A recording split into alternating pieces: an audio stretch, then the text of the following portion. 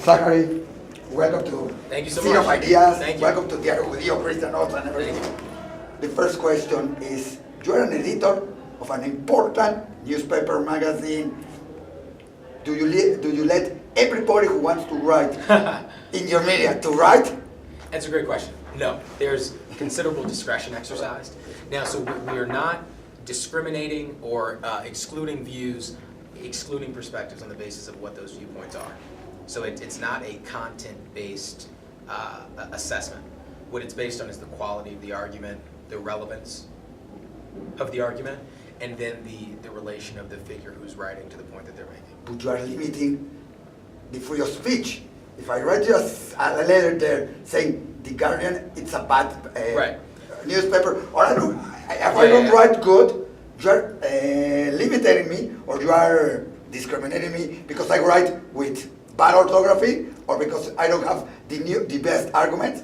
So what's happened there? So I think the important point there is that there are a number of criteria, and that I think it's important for us to assess the quality of arguments. I think it's important for us to assess the relevance of arguments. And so I think those are fair criteria. I think it's fair to have a litmus test and to say every idea or every argument doesn't meet the mark. However, the reason why I don't think it's limiting free speech is precisely because you can still go outside and say that. You can still write it on a sheet of paper and go and make a protest or make a poster. You can still write a letter to me as an editor, and it is my responsibility to read it if I receive it. Do you think every speech should be here? You know that there are speech, I know, society has to decide, democracy has to decide, but we have seen now in these times where the democracy has not been very correct, or countries where there is no democracy. There are Arab countries, there are many countries, African countries, where there is no democracy, where the leader says, we have to hate our brothers from the other side of the river, and we hate them. It's correct. I think that we have to be careful and thoughtful, deliberative about how we spread values of democracy, how we spread values of free speech. I don't think we can just thrust upon or force upon other countries that are not democratic, the values that we hold, because I don't think that that's a successful or an effective approach.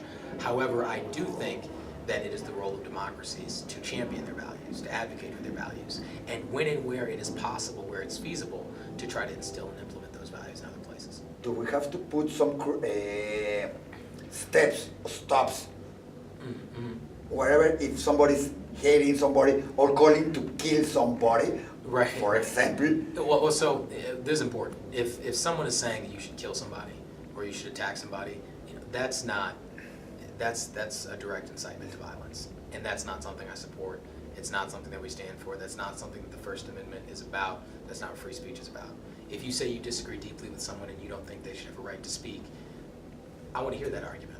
If you say that you think the perspective I hold on a particular issue is ridiculous or uninformed, I want to hear that argument. But if what you're saying is that the way we should deal with a disagreement or a point of contention is through the use of violence, that's where I say it crosses the line. It was incredible here in the debate that some of the part of the debate went, because there were many Jews there, about Jews and Holocaust. Nazis. But that's something important, because it's a reference for everybody. But you didn't speak about, till the end, about abortion, about women, if they can speak or not speak, because we have countries where women they are still not aware that they can speak openly. You didn't speak about gays, homosexual. Yes, it was that it went to that side. What do you think about other kind of speeches, that it doesn't have to be around killing Jews or killing color people or killing... So you're saying with respect to abortion and gay marriage? Two other topics that 10 years ago they were like, don't speak about it. It's simple for me. Drugs. Right. There are many topics that they are like, taboo. You don't speak about them. I think there's a simple answer to that one, and that is I want to hear them. I think we should hear them. I think that it is incumbent upon those of us who believe in the values of a democratic society to recognize the fact that that kind of speech is protected.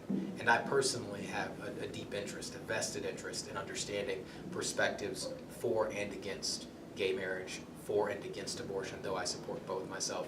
I'm interested in hearing from those who are radically opposed to it. Do you think we are already over-decised in what I said? For example, in TV, now you have to have programs because you don't want somebody to say that you are racist. So you have in every program to have a gay person. You have to have an Asian. You have to have a color person. You have to have I don't know. They are like.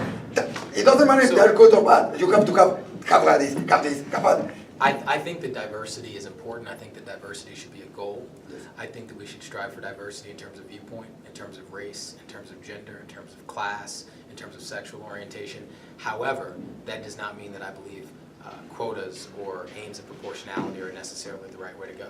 I think that institutions that reflect the diversity of the world that's becoming increasingly global and multicultural is important, but I think the value should be on making sure that those who are involved in the community are engaged, want to be there, and want to participate. And like parents, it's hard with our kids. Now they are open to many other information. Some time ago, it was easy to say, don't look at that TV program, don't hear that, turn off the TV, don't read the newspaper, don't read the Guardian, read the other newspaper. Right. Yeah. It was easy. Mm-hmm. Now it's impossible. Yes. You have a kid, 10 years old, looking at things that for some parents it's like, don't see it, or hate speeches, or it's not important to control the speech, so the next new generation won't hear them and don't get influenced in bad and good things. No, I don't think we should restrict speech. I don't think we should ban speech. I don't think the answer is to say that certain platforms should be inaccessible. I think that that's been done in China and it didn't work out so well. I think that's been done in other dictatorships in other communist countries and it didn't work out so well. I think that the values of freedom of thought and freedom of speech, of academic freedom, right, of the right of individuals to think and live as they choose, insofar as it doesn't infringe upon the liberties of others, is what we should stand by and what we should stand for. And so I think that the model is democracy as you see it played out in the United States. That's not to say everything is perfect there, because we can certainly do better. And for parents, how to deal with this? What do we have to let our kids hear, not to hear, at what age? How to control it? Because I think do we don't have to control it by any way? I think it is perfectly reasonable, and not just reasonable, but important. I think it's good for parents to consider and to think about what are reasonable limitations and parameters with respect to what their kids should be watching and listening to. I don't think that a 4-year-old should be listening to certain things that I myself would listen to, or that a 10-year-old should be listening to things that I myself should be thinking about. So in some sense, I'm talking about adult conversations about issues that are affecting our society. But I think it's perfectly reasonable to exercise or to put in place certain limitations. I just think that we want to be sensible about it. Thank you very much. Absolutely. It was a pleasure. Thank you. And I hope someday I will write to the Guardian and I will have the parameters to be right there. If you do, I'll check it out. All right. Thank you very much. I appreciate it. Thank you for your time. You like it? Thank Yeah. you. Let me give you. Do you have a card of yourself? I don't have a card, but I'll take it. But let me write your name then. I have to write to you. Can you send me this when it goes up? Sure. That's why.